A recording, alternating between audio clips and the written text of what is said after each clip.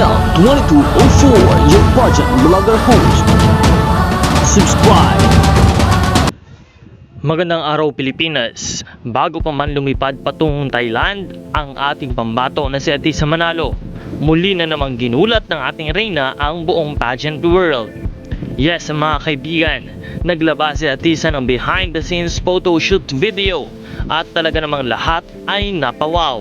Makikita rito ang kakaibang transformation ng ating Miss Universe Philippines 2025 mula sa kanyang stunning poses, classy looks hanggang sa eleganteng aura na walang kapantay.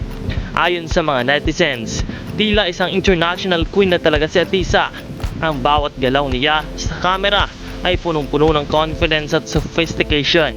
Isang patunay na handa na ni Sia sa laban at magpakitang gilas sa Miss Universe stage sa Thailand. Hindi lang ganda kundi may puso at paninindigan din si Atisa. Kaya lalong tumibay ang suporta ng mga Pilipino sa kanya. Makikita sa comment section ng mga post niya na talagang todo ang cheer ng mga kababayan natin. Ang sabi nga ng ilan, crown ready na si Atisa.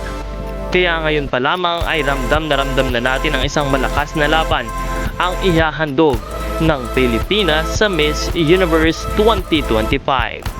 At kung ganito pa lang ang pre-departure look, paano pa kaya pagdating sa main competition?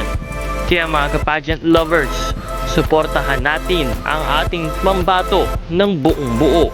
I-follow natin siya sa kanyang mga social media accounts at patuloy nating iparamdam ang ating suporta sa kanyang hanggang sa Grand Coronation Night.